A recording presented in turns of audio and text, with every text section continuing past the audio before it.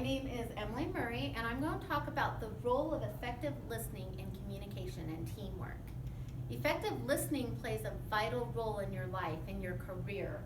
It has been proven that those that are the poor learners and poor leaders are those that have poor listening skills. Listening takes a amount of activity and engagement. You have to be willing to go ahead and put that attention into it. It's the greatest gift that you could give somebody. It's the gift of time to be willing to effectively listen to them. 45 to 55% of our time, our waking time, is spent in listening. Let's make that as effective as we can. Hearing is different from listening. Hearing involves the sound waves hitting off of a functioning eardrum, whereas listening involves steps and the interpretation of what we hear. It's the process of receiving, constructing meaning from, and responding to what we hear. It involves 6 steps.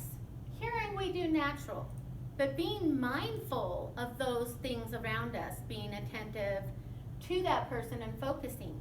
Then we need to select and organize the information that we receive and interpret that information. Then from that, we formulate a response to that person and make sure that we have a understanding, and then we remember that conversation. We have many things that can go ahead and be obstacles to listening. When an average person can understand 300 words per minute, but the average speaker can only speak 100 words per minute, there's 2/3 of that time that your mind could go ahead and wander. So you need to be aware of that. Some obstacles are to listening is incomprehensibility, message overload and message complexity, environmental distractions, the noises around you, a car driving by, that type of thing. You also have your internal obstacles, those that are in your mind that you need to go ahead and slow down, bring back the focus to your preoccupation, your lack of effort, or not wanting to participate, and prejudgment, to name a few. There's many forms of ineffective listening that people go ahead and participate in. Some of them you'll know very well from experiences such as selective listening and defensive listening. It happens. We listen for 2 different reasons. One is for informational and critical listening. Those things where we need that information to go ahead and function and do something. The other one is for fun, more leisure. It's a relationship listening. Both of them require that you be mindful and be attentive, but then you've got to control the obstacles around you when you're listening for information. Put away the computer, turn off the laptop, put away your projects. Control those obstacles. Ask questions if you need to, and use aids to recall. Write down notes if you need to, and organize that information into that stuff that you need to go ahead and fulfill. Now, relationship listening is a little bit different. It's more relaxed, but you do have to suspend judgment, and you have to strive to understand the other person's perspective and where they're coming from. It's very important. And to express support. It may be that you don't express support for them, but you express support for what they're trying to do. Now, I'm going to go over some tips that might help you go ahead and improve your effective listening.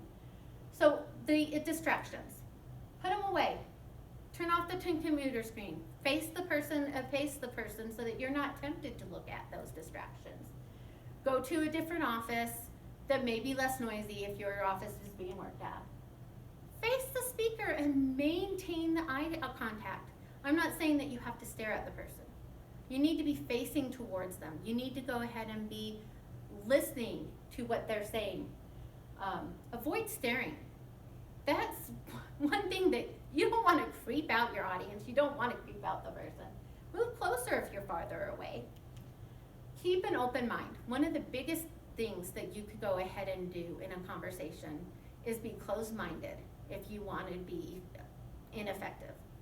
You want to be able to go ahead and ask those questions. Leave those ideas of it's not going to work behind. Don't dismiss an idea. Encourage it. Be open to those new ideas. Your way isn't the only way. It may be part of the way. It may be completely off in your situation. Silence. Silence is okay. Don't worry about those 3-4 seconds of silence. It allows you time to think. It allows you time to help process the information that you have been given. Allow it, and don't be afraid of it. Ask open-ended and clarified questions. Encourage the elaboration. Encourage them exploring different options. It shows that you're listening, that you care about the big picture. You want to know what's supposed to be in that picture frame. Ask closed-ended questions. When you ask a closed-ended questions, it allows you time to go ahead and slow the conversation. You did not pick up some vital information that you needed. Go ahead and ask them, what date were you thinking?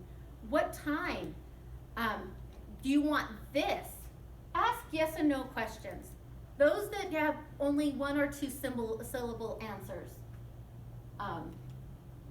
Pay attention to those nonverbal communication, the shrugs, the voice inflections that says, I don't care about this. I don't feel like you're listening. Words do not go ahead and tell the complete message. It never does. Avoid the conversation when you're overworked or stressed. When you're overworked or stressed, it makes you feel even more overwhelmed. You're not going to get all the information you need, and it's a waste of time. Kindly let the person know that it is better to wait on this conversation. If there is something that you need or a better time, say, tomorrow morning at 9 would work better for me. Right now I've got to finish this project that needs to be done before the end of the day. Don't be afraid to go ahead and tell the person, because it shows that you care. Now, I found this one on Project Bliss. It's an acronym. It's called Afford. And this goes ahead, and I like to think of it as you can afford to go ahead and be an effective listener because it's money to you. It goes ahead and can give you a promotion. So Afford. A stands for attention. F stands for focus on their message. Try to get what their complete message is out of it. F, understand the feelings behind that message or what brought about them coming to you. O, observe the body language. Observe the little things that isn't said in the words. R, restate or rephrase the message so that you understand that you got their message right. And D, determine your understanding of the message that they have. If you do not have a deeper understanding, ask. Say, I'm not completely understanding it. Thank you for listening, and you have a great day.